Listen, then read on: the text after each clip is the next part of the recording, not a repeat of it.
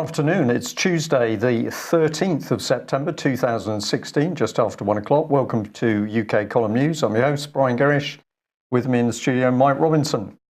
Well, the weather is a little bit iffy here in the West Country. We've had rain at the start of the day and mist, but that's cleared, and we've now got some blue sky, Mike. And you must be wrong, Brian, because the government have put out a heat warning again for today. Really? Yes, because it's going to be 32 degrees across most of the country or something. Okay. So we're all going to die due to heat exhaustion. Okay. I'm not quite picking up that heat wave in our chat box, but presumably if the government's put out a warning, then you'd probably be keeping your children indoors, stopping them going to the playground. Absolutely. No doubt that'll be happening with Plymouth schools. Well, if you're of a weak disposition, please turn away now as we put a picture of our former Prime Minister on screen. And of course, the big news is that he's decided to stand down and force an election in the Whitney constituency. So betraying all of the Conservatives who worked very hard in order to get him in power. Whether they should have done that or not is another question, but he's now going to betray them. And the arrogance, what has this man got to say? As a former Prime Minister, it's very difficult to sit as a backbencher and not be an enormous diversion and distraction from what the government is doing. I don't want to be that distraction. Maybe he's worried that people are going to laugh at him too much. Well, maybe, Mike, but of course, there's nothing in David Cameron to say, I'm going to be in there dedicating myself to Britain and the British people and helping the country and making sure we get the NHS sorted out. No, I don't want to be a distraction. In any case, a backbencher doesn't really do anything. It's only the cabinet. Well, he's correct in that, of course. So what is the Telegraph article talking about? It's immediately discussing how much money David Cameron can now make on the circuit. He'll be picking up equivalent to Tony Blair, about £250,000 for a single talk. They quote Tony Blair as having now made about 100 million. And David Cameron is apparently hot on the trail to follow up that sort of money. Now, a few mischievous people have suggested that actually he stepped down as an MP because he's a little bit too close to the trouble over missing children and child abuse, particularly around the kids' company. So we look forward to further information about that. But I understand that David Cameron was handed a very important list of people who are suspected of being involved in the abuse of children. What did he do with that list? I don't know. But maybe he feels it time to gently ease out of the political scene. Well, here is the great hypocrisy from the gentleman. Let's bring it in. I hope I'll continue to contribute in terms of public service and, of course, contribute to this country that I love so much. But this is the very same man who actually pledged his support to Israel, not to Britain. And this is something that I don't think David Cameron should be allowed to forget. He said that his commitment to Israel was unshakable, not his commitment to Britain and the British people. His commitment to Israel was unshakable. And yet here he is now going to suck in the money. And he's telling us, well, of course, my commitment is to the British.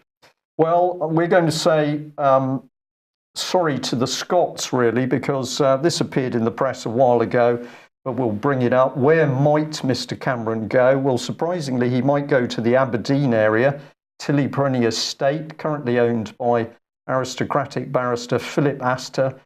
Just happens to be part of the Anglo-American Astor family with ties to the Prime Minister's wife, and just less than 20 miles from Balmoral.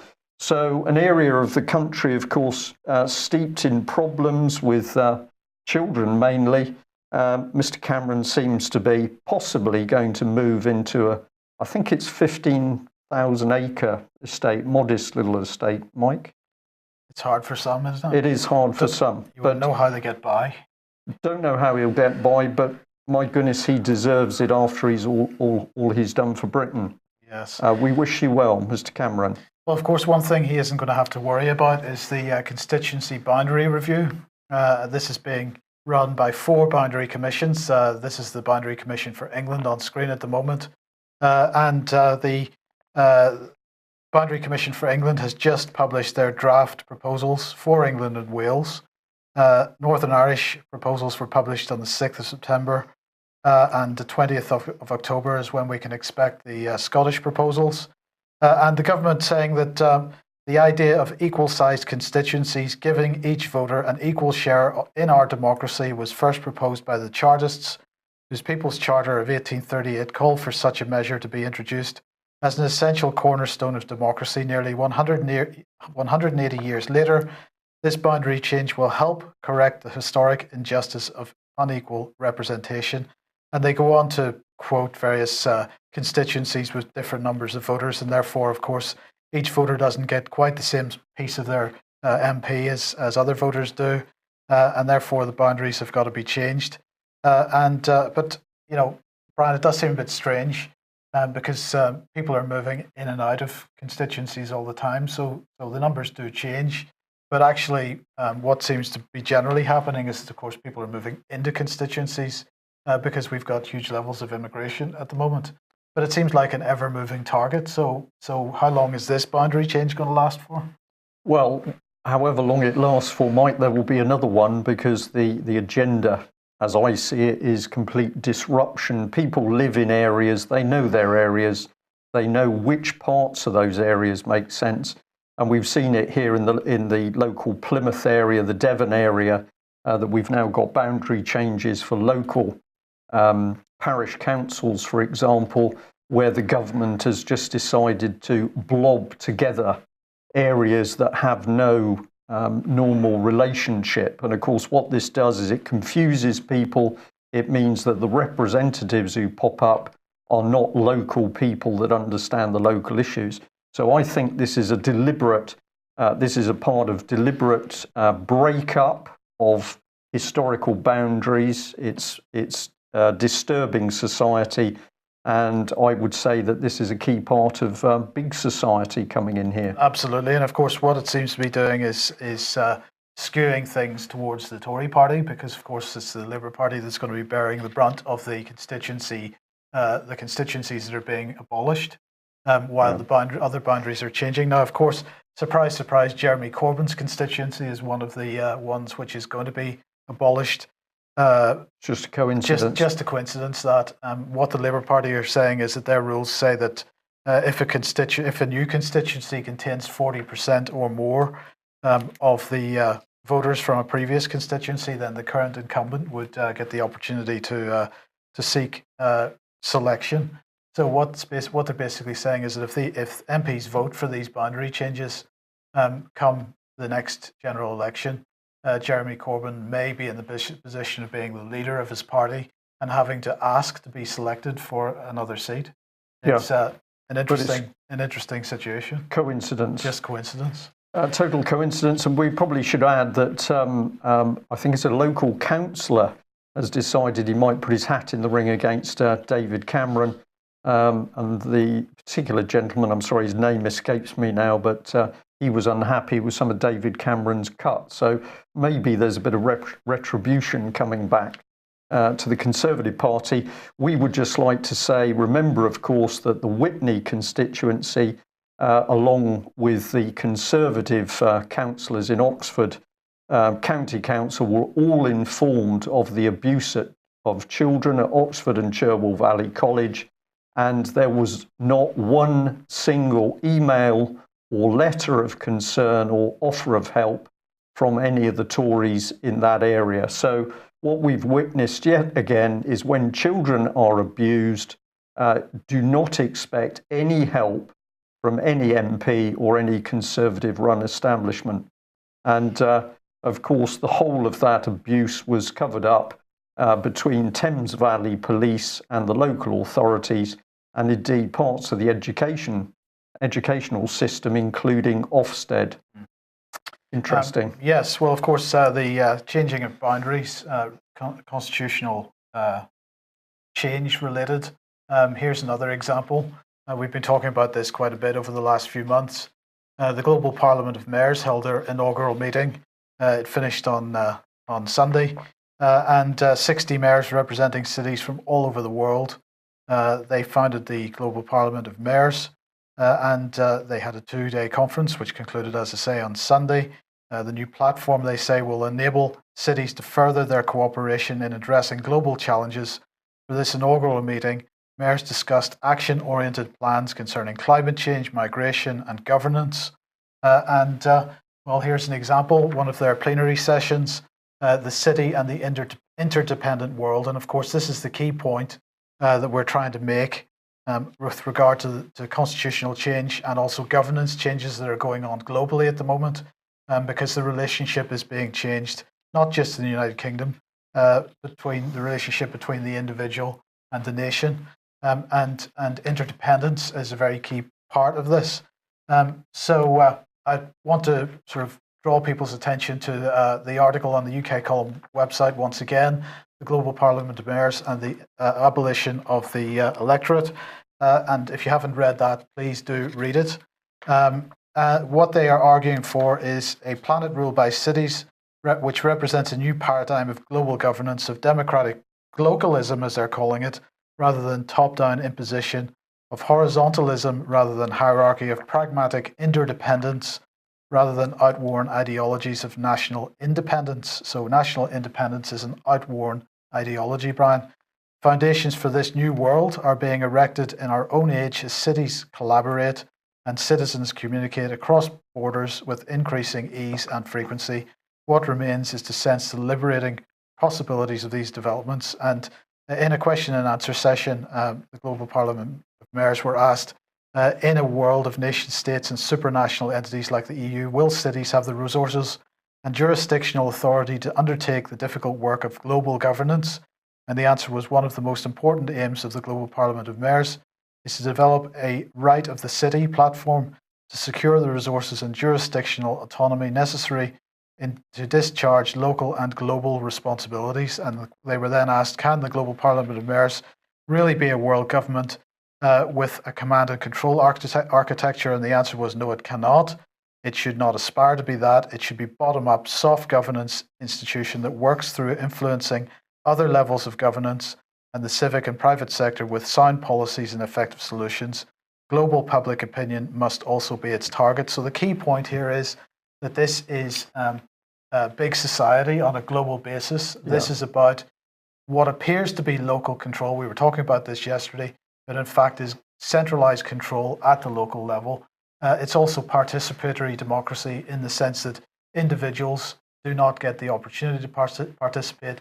Bodies like the Global Parliament of Mayors, like third sector organizations, like other charities, NGOs, they get the opportunity to set policy, to advise on policy, and to make their opinions known, but the individual doesn't. And just to end this section, just highlight this quote from the Mayor of The Hague, who of course is one of the people instrumental in setting up the Global Parliament of Mayors. And he said, the Global Parliament of Mayors will deploy collective urban political power, manifesting the right of cities to govern themselves, as well as the responsibility to enact viable cross-border solutions to global challenges. In this era of interdependence, where nation states are increasingly dysfunctional and cities are everywhere rising, the moment has come for cities to take the leap from effective local governance to true global governance. This is what we're looking at. It is big society by stealth, and of course there was information straight out of the Conservative Party and Labour saying that they were following the Saul Alinsky policy in creating communitarianism. So this is what we've started to see coming through. It's sold as giving power to people at a local level, but as Mike has just said, clearly what's coming in is tighter and tighter centralised control. And what an irony that it takes Russia today to come up with an article which is warning us about what's really going on. So here's David Davis and the headline, Open Democracy, Brexit negotiations may be kept so secret, not even Parliament will be told. So I'll just, before we comment a bit further, it takes Russia to point out the hypocrisy and the dangers of democracy, in inverted commas, Theresa May style. But this is really, I think, the arrogance that British public don't don't you worry your little heads about Brexit. We, the MPs, doesn't matter whether we're on coke or doing something with children, we are the ones that are going to arrange your future. And it's going to be common purpose style, behind closed doors. You don't need to know. Trust us.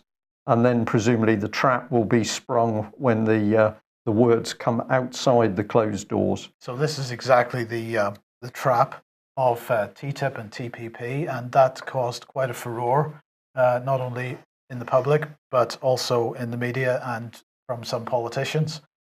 Will we get any such reaction on this one? I don't know what to say, really, but we've just come back onto that point. Russia today is the one that actually points out to us exactly what is going on. Absolutely fascinating.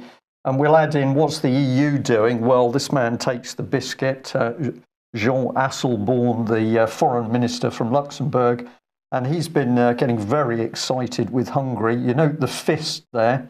Anyone like Hungary who builds fences against refugees from war, who violates press freedom and judicial independence, should be excluded temporarily or, if necessary, forever from the EU. But isn't that the EU itself, Mike? That we create the wars, or the EU has helped create the wars. It's made the people move. It's encouraged the migration. It's broken down the societies. And then they turn around to somebody who said, we've had enough of this madness, and you're an ogre, a disgraceful person, and we can't have you in the EU. The hypocrisy is just breathtaking. But I think it's worse than that, isn't it? This is people living their own reality. I'm just going to label that one breathtaking hypocrisy, though, and we'll move on. Well, Hillary Clinton, we've mentioned a couple of times, has been reported as being ill. And a couple of hours ago, the BBC finally seemed to start talking about it. So Hillary Clinton, according to the BBC, has got pneumonia. That's not what's being reported widely across the internet. But here is a picture of her.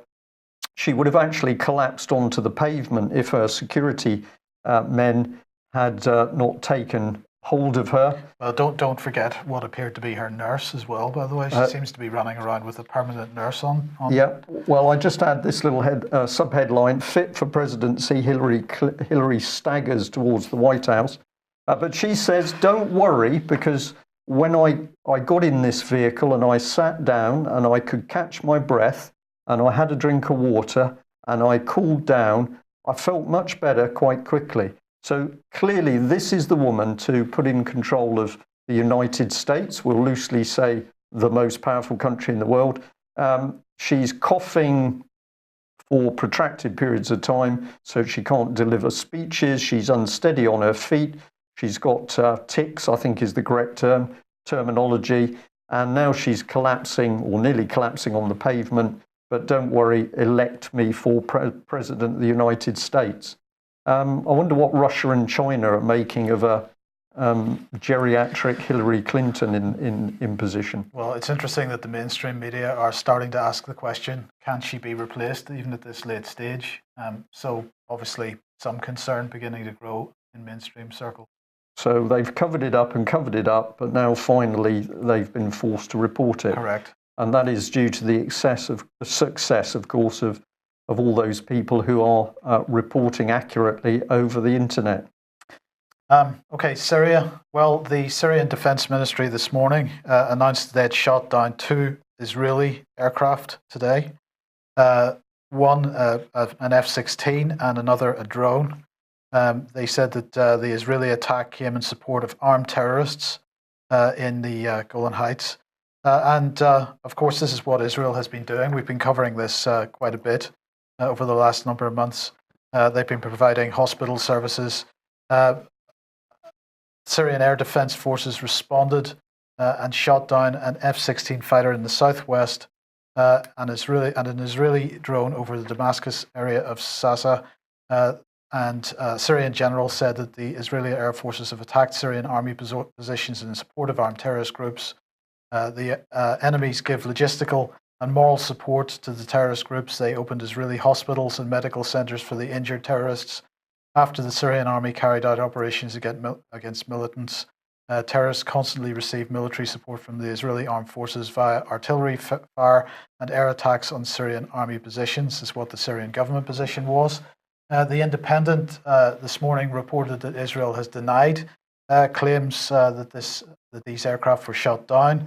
Vanessa Beeley, I was speaking to this morning, she says Israel has a history of denying these types of military losses, downplaying defeats. And her point was, of course, that this Israeli attack after the ceasefire is supposed to have begun was really designed to give moral support to ISIS, al-Nusra, these types of people. So the question is whether or not these aircraft were shot down. The Israelis are not denying that they were there. So what were they doing there at this particular moment when there's supposed to be a ceasefire in the country? Well, was Israel trying to destabilise that ceasefire, Mike, in order to push forward their particular foreign policy? Absolutely, exactly.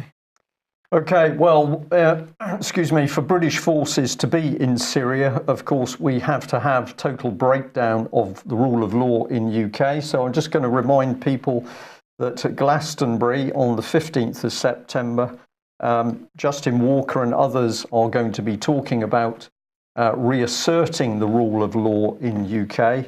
And this is the start of a critical period for this country because it is becoming so obvious that the rule of law has ceased to exist. We're going to be coming on to a few issues in a moment.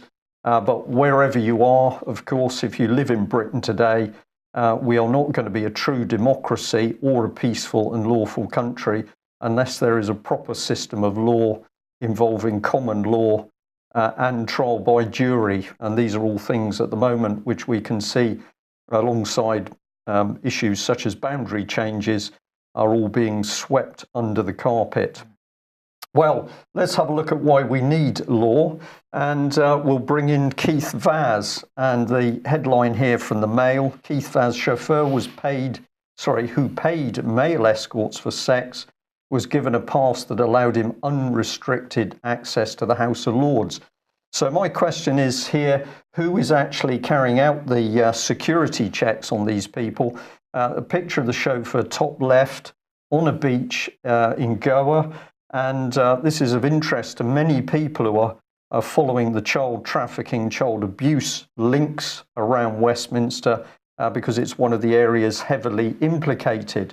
We're not saying that the chauffeur was up to anything untoward in that direction. We're simply pointing out he happened to be in that location and proudly displaying a portcullis from Westminster on his shopping bag. So our question is, who is responsible for doing the security clearance on the likes of Mr. Vaz, and the fact that he can simply allow his chauffeur to wander into what should be relatively high security areas as if he's on a little shopping trip? Well, let's bring in Andrew Parker. This is the man, the boss of MI5. This is what he says on the website. At any one time, the UK faces a range of covert threats to its security, and MI5 has only finite resources with which to counter them. We prioritise the threats and allocate resources accordingly, taking into account the national intelligence priorities set by the Joint Intelligence Committee. So he's obviously a man with great responsibility, but clearly he has got the responsibility of the safety of this country. And of course, safety of government has got to be a prime consideration. But it would appear that Mr. Parker simply doesn't know what's going on in Westminster. Right, let's just have a look at this. This is from the website. You can go and see this yourself because he says exactly what they're doing. He says that he's personally responsible for the operations and efficiency of MI5. Therefore, he's personally responsible for security around Westminster. He makes an annual report. He says they've got to be politically impartial. Well, we would question that. And they obtain and disclose information lawfully. And he says a few other things as well. But there we are. So this is the man who is supposed to be keeping us safe. But if we take a little more of an in-depth look at the MI5 website, we find that the latest news is nothing to do with how they're protecting the public from corruption in Westminster. They're boasting that they're in the top 50 employers of women. So it's good to see that in news and speeches, MI5 is concentrating on the real issues. Well, what's the problem with MI5? Well, we would say that they're a little bit too cosy with the very people they're supposed to be keeping an eye on. So here's the MI5 organisation, the Director General, Andrew Parker, very much at the top of the tree. But in comes the statutory authority, as it's called, from Home Secretary Amber Rudd. So he's independent, but basically he takes that authority from Amber Rudd, the Home Secretary. And of course, she's now very much in the clutches of former Home Secretary, now Prime Minister Theresa May. A couple of little devil's horns came up there. I don't know if you noticed that, subliminal, only joking. And they are short of money because MI5 has to scrape by with a share of the 2 billion single intelligence account, which it shares with MI6, Special Intelligence Services, and GCHQ. So they've got 4,000 staff. They've got shares in a £2 billion funding pot. But we've concluded that they haven't yet worked out that China's a hostile communist country. I'll come on to that in a minute. They're not quite sure there are any child abusers operating in Westminster. They weren't very sure whether there were abusers in the Kincora Boys' Home in Northern Ireland. And they're not too sure as to whether drugs are being used in Westminster, or indeed that MPs are using rent boys, such as Mr. Vaz. Well, we don't know the age of the boys, but we know they were quite young. Can I just clarify something? What's that, Mike? MI5, MI6 and GCHQ, which are there tasked to protect the nation from terrorism and all kinds of other stuff. Supposedly, yeah. They've got a £2 billion budget. Yes. What's the budget of the BBC? The BBC, that's a very good question. 3.65 billion. Yes, absolutely. So the BBC gets double the money. I find that incredible. Well, if we remember that BBC Monitoring provides services, of course, for GCHQ, there's little bit of GCHQ has to pay for those, though. Perhaps. Right, so we're laughing, but this is a deadly serious subject. We are being told that our security services are so incompetent under Mr. Andrew Parker that they're completely unaware of drugs being used in Westminster, all the criminal element, all the child abusers, all the rent boys. And why should they be so reticent about doing their job? Well, let's bring on this, which we've shown before. This is the UK column map of the state-sponsored cover-up of child abuse. Of course, we're now on to the fourth chairman in England. We've seen interference with the chair of the inquiry in Scotland. We've seen the cover-up of abuse in Northern Ireland, especially around the Kincora Boys' Home. And if you follow it through with the lost evidence and indeed security services personnel saying, well, we didn't do anything because we were worried it might damage the reputation of the government. Keep buggering the little boys, but we were worried we might damage the reputation of government. Well, let's keep Mr. Parker in the spotlight. So let's bring in another diagram. This is going back in time a bit because, of course, we've got William Hague in as Foreign Secretary there. Make sure we know where Mr. Parker is. He's at the centre of this little nest. Thank you, Mike. So who have we got? Well, of course, we had at the time Malcolm Rifkin, the very chairman of the Intelligence and Security Committee, which Mr. Parker said, don't worry, because we're under the control of the Intelligence and Security Committee. But Mr. Rifkin was doing deals, or was prepared to do deals, with dodgy Chinese companies. So he ultimately lost his position. Then we've got Marxist-based charity Common Purpose, which we have proven several times has been penetrated by child abusers. But this organisation is now being used to train our top civil servants. They're unaware of this, Mike. Yep. They simply don't know this is going on. And then let's bring in your favourite, Brooks Newmark. This is the Tory MP who was mixing with General Idris and boasting that the Free Syrian Army were linked to the terrorist group Al-Nusra. These are the bad terrorists. They're not the good terrorists. These are the bad terrorists. But apparently MI5 had no idea what Mr. Newmark was up to, and they didn't even know that he was sending pictures of himself over the internet. Now, what we're talking about here is either malfeasance or incompetence in public office. But of course, the danger to the country is blackmail of these people so that foreign powers can control British politicians to do their own criminal bidding, or even the bidding of a foreign power. Well, let's bring in Mr. Rifkin again, because if anybody thinks that UK column is making it up, this was a headline from the Telegraph. Jack Straw and Sir Malcolm Rifkin did offer cash for access. That was to a fictitious Chinese company. But my point is they were prepared to do a dirty deal with a Chinese, communist Chinese company. Well, Mr. Rifkin has popped up again in the last couple of days because he's warning the security services about doing anything with Chinese companies. How strange. It's strange, that, isn't it? So he's doing deals with communist Chinese companies, and he was prepared to do that for money behind closed doors. He gets sacked as head of the Intelligence Committee, and then he's the one picked by the Telegraph to warn us that we shouldn't do any deals with Chinese companies. Is this La La Land, Mike, or is something more sinister going on? Well, no doubt MI5 is going to help solve the problem. So what has Andrew Parker got to say?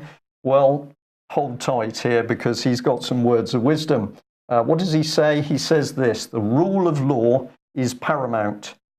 So there we go. Andrew Parker is the man saying we must make sure law works, except, of course, if it involves the establishment and MPs. And I couldn't resist this because it was a tweet from Dennis Skinner. And the cartoon is probably a little bit small, but George Osborne is saying to Mr. Vaz, you should have gone for Diet Coke. And so we've got drugs being used in Parliament. The politicians know, but apparently MI5 with a share of 2 billion doesn't, Mike. The rule of law is paramount. The rule of law is paramount. Now, if you've been with us for that report, I'm going to say now, I'll say again at the end of today's news, tackle MI5. Let's bring Mr. Parker into the full glare of the public spotlight. Let's get the letters and emails going to the head of MI5, simply asking what he is doing for his money. Well, a change of subject, but not. As I drove up a road fairly close to the UK column studio yesterday, I passed this appalling hoarding. And, well, words almost fail me. I've entitled it Child Harvesting. So it's puppies for sale, Mike. Yes, adopting a child won't change the world, but for that child, their world will change forever, quite possibly, bearing in mind what we know about the trade in children that's going on in this country. Well, the report that I had yesterday from a very knowledgeable man in the Midlands is that each child is now worth £70,000. That's the basis. The basic level for how much money will change hands the moment a child is taken away from their parents. And then on top of that can be the very big money if that child is then trafficked into films or abuse or the child sex trade. But how much money is made as a base level?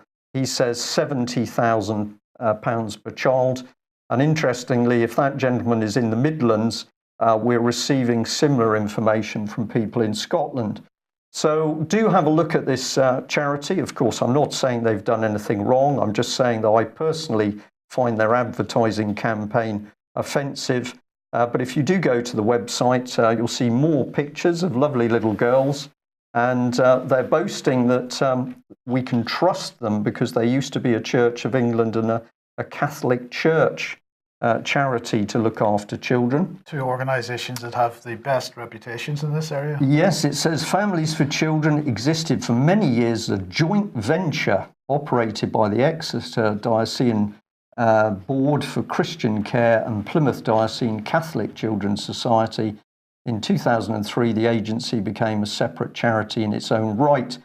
We just remind people that it was the Church of England, of course, that lied and covered up for years and years and years over the vile abuse of girls in the Kendall House home in Kent. And if you haven't read Teresa Cooper's book detailing exactly what went on, girls drugged unconscious for days and abused, and of course many of those women, as they are now, are suffering physical health problems as a result of the huge amounts of drugs they were given.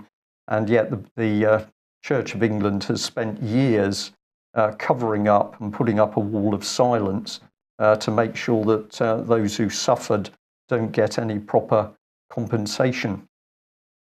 Nice stuff. Yes, okay, well, we'll end on some financial news then. So the Bank of England has published a press release today on a new quantitative easing. They're catching up with what the European Central Bank has announced already, and they're going to start buying corporate bonds as well as government bonds. Beginning on the 27th of September, they're going to start an initial period of 18 months, and each week they're going to hold a reverse auction to buy some corporate bonds. They're going to buy bonds in companies like Apple, for example. Any company that is perceived to be that's of a certain size and producing a certain issuing a certain number of bonds each month, they are going to buy those. £10 billion is the level that they're going to maintain. It might be a bit higher or a bit lower than that, depending on what part of the year it is and so on. Well, there's been some criticism about this because obviously Apple is on that list. Apple's still sort of being vilified for their tax arrangements because, of course, Apple on one hand says that they do no business in Britain, make no profit in Britain, and therefore don't need to pay any tax in Britain. Bank of England seems to have a different view because Apple is considered a big enough company and important enough company to the British economy to be one of the companies on the list. But anyway, we're now starting to buy corporate bonds as well as government bonds in order to inject funny money into the economy. Can I ask where the Bank of England money comes from, Mike? Well, they print it. They don't literally print it. They put some press a button on a computer. Right. To buy these bonds. And the companies are owned by the backing banks? No, well, the companies, these will generally be PLCs, so they'll be publicly listed with shareholders. Right. But of course, once the Bank of England owns the company's debt, then they may have some influence as well. So anyway, this is an interesting it's just a little story. This is ING. Apparently their main data center was shut down because, well, they were experimenting with their new fire extinguishing system in their data center. Well, it didn't quite go so well because as some, they passed wind basically, because the way that these fire extinguishing systems generally work is that they put an inert gas into the room which extinguishes the fire. So as they were pumping that gas out, it sort of made a bit of a farting noise, and apparently this was 130 decibels, and this caused some of the hard disks in their systems to crash, which meant that people couldn't withdraw money from the cash machine. Right. It's such a load of nonsense, Brian.